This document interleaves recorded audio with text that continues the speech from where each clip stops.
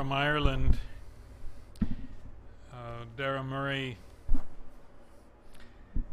chose to work with the Palestinian Center for Human Rights in Gaza and currently is international legal officer with responsibility for Europe and the US. I didn't ask him if his area of responsibility is Europe and the US, what brought him to Bangkok. So holidays, okay. So we're very fortunate to have him here. He's a specialist on international law. And what I'd like to do is invite Daragh to speak as he wishes for a period of time, and then we'll have questions and answers. Thank you. Can you hear me okay? It's coming through. First of all, I'd like to thank you all for having me, especially Stuart Ward from Thailand Palestine Solidarity and Lance for arranging the venue. Given the short time, I'd like to talk about two things in particular. First of all, the reality of life in the Gaza Strip today after 2.5 years of closure and last year's offensive, and then what can be done about it, which is the area I work in the most, in the pursuit of justice. And hopefully if there's anything else, we can deal with it in questions at the end. I suppose to start bleakly enough, the situation in Gaza today is probably the worst it's been in 42 years of occupation. You all saw the footage of last year's Israeli offensive and the destruction, white phosphorus over Gaza City. And many of you will have followed the subsequent international reaction and the unjustified, I think, criticism of the Goldstone report. In many ways, the figures and statistics are a very simple way of revealing a pretty chilling truth. In 23 days, over 1,400 Palestinians were killed. 82% of them were civilians, the supposed protective persons of international humanitarian law. A further 5,300 were injured, and many of them will live with their injuries for the rest of their lives. The cases of amputation during last year's offensive was much higher than in any previous incursions. We think because of the types of munitions that were being used, presumably dime, but we have no evidence to back that up at the moment, in part because of the nature of dime munitions themselves. They disappear. Public and private infrastructure throughout the Gaza Strip was also extensively and deliberately targeted and destroyed. Agriculture, industry, the economy, it was decimated. Over 50,000 Palestinians were made homeless, and much of this destruction of civilian property took place in a controlled manner, devoid of military necessity. A lot of the destruction was carried out with bulldozers or with controlled detonations. What they usually do is take a modified anti-tank mine and place it in the house and then bring the house down on top of itself. We believe, and this has been supported by a number of other international organizations, that Israel systematically violated both human rights law and the law of war, creating a situation whereby civilian death or injury and the spread of terror became an objective. The Israeli authorities refer to this as the Dahiyya Doctrine, and it's based on the bombing and destruction of the Dahiyya quarter of Beirut during the 2006 Lebanon war. However, chilling as they are, the figures and the images you see on television and the press, they don't convey what the events have meant in real life to normal civilians. 20,000 Palestinians remain homeless today, as another winter has almost been and gone at this stage. Given the impossibility of reconstruction, rubble still litters the streets. You still see the destroyed houses, scorched buildings, bullet-riddled walls. Because of the closure, nothing can be repaired. Concrete can't be brought into the strip. No reconstruction materials. An entire generation has been traumatized, and psychological care is grossly inadequate. In the Gaza Strip, Dr. Iyad Siraj, the head of the Gaza Community Mental Health Program, has said that psychological support doesn't exist at anywhere near the required capacity, and even the prospects of successfully treating someone through to recovery are very remote because of continued incursions and offensives and bombings. To deal with something like post-traumatic stress disorder is very difficult. Even, I remember it well, there's a school beside where we live, and we had a thunderstorm. The children, anyway. I'd like to give you one example of a case that PCHR are working on. Sabah Abu Halima lives in a building actually not too far from where part of this film was shot in the northeast of the Gaza Strip. She was in the building with 14 members of her family when it was hit with high explosive artillery and with explosive, not smoke screen, white phosphorus. The majority of her family were killed and the rest were all injured, including her 3-year-old niece. The walls of the building are still scorched, and the floors, which is a tile floor, is still stained with blood. Despite the best efforts of the family, it's quite plain to see, to scrub it clean. Her own words, I think, sum up the reality of life in the Gaza Strip the best. I used to think I was the happiest woman in the world. Now I've lost my daughter, my sons, my husband. I'm like the saddest woman in the world. I'm afraid to sleep. I'm so scared in this house. The 27th of December 2008 remains the single most bloody day in the history of the occupation. 334 Palestinians were killed, only 13 or 0.04% of whom were combatants.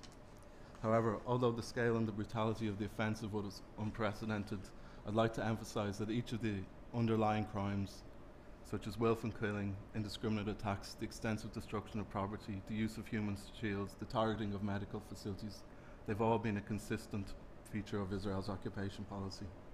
They're part of the reality of life for Palestinians in the occupied territory. On top of these attacks is the illegal closure regime imposed by the Israelis.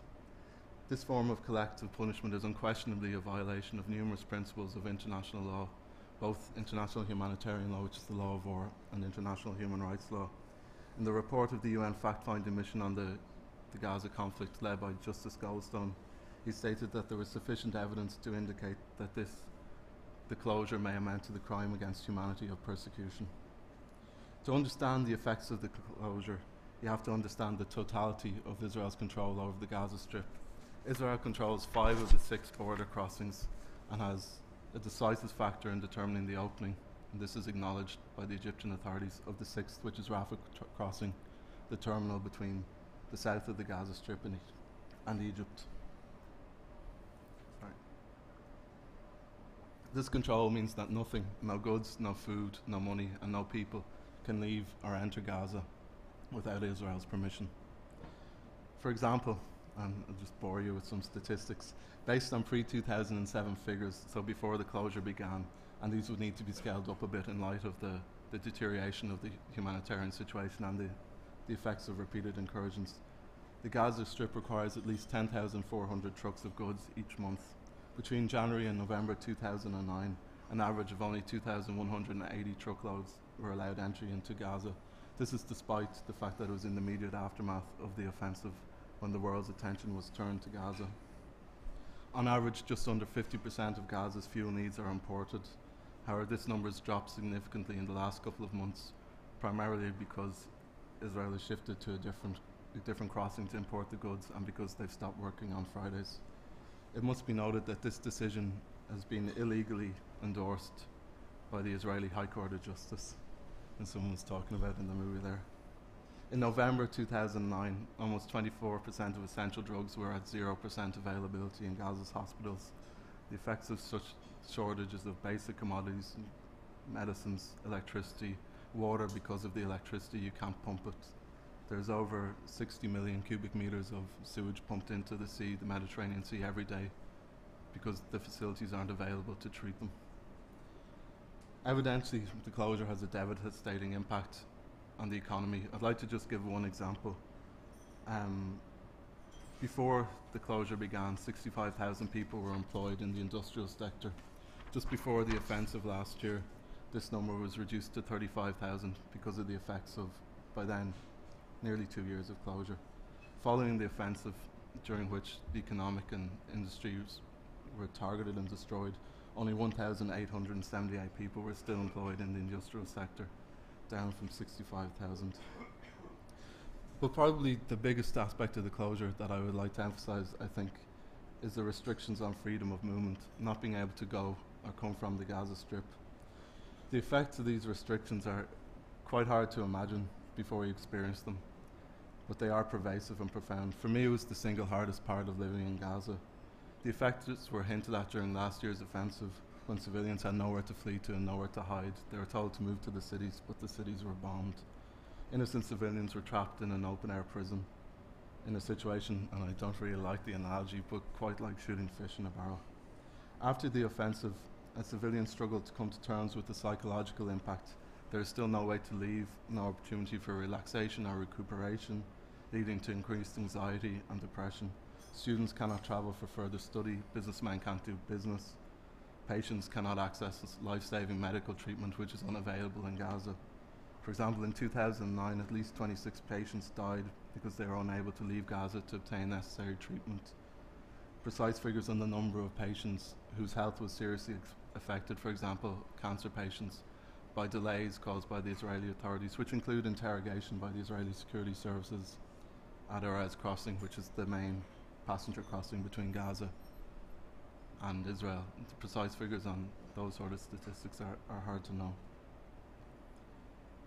To understand the closure and the occupation, yes, it's a difficult thing. It's hard to imagine 1.5 million people trapped in a 365 square kilometre piece of land.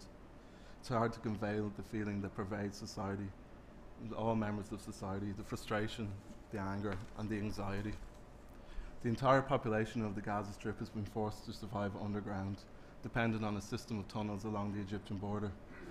These tunnels are often idealized in the media, portrayed as a testament to the ingenuity of Palestinians. I think this is a gross disservice and a misrepresentation of the reality. The tunnels are a product of desperation. They're the only remaining means of survival in Gaza. Everything comes through them.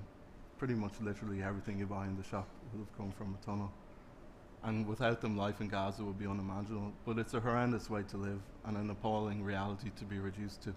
Work in the tunnels is exceptionally dangerous. Last year, 71 people were killed in the tunnels and countless more injured. A huge number of the workers are children. It's not ingenuity, it's just inhumane. If this is the reality, and we'll get on to the international law, which is kind of my expertise now, we must ask ourselves, how is it possible and why? What has happened to the rule of law, and why has the international community allowed Israel to continue to act with such impunity? International humanitarian law, or the law of war, extends explicit protections to civilians in times of armed conflict.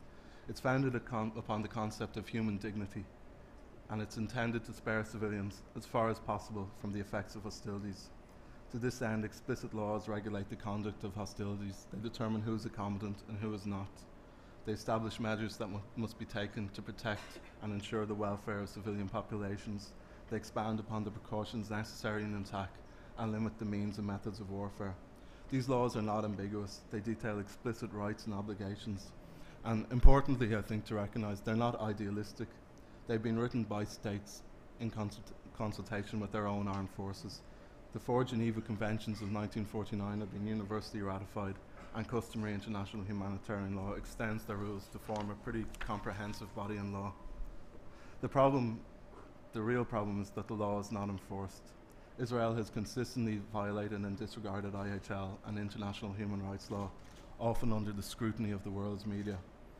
How and why has this happened? In light of the offensive and the worsening situation in the Gaza Strip, the West Bank, and occupied East Jerusalem, we must ask what can be done to enforce the rule of law and end this ongoing cycle of impunity.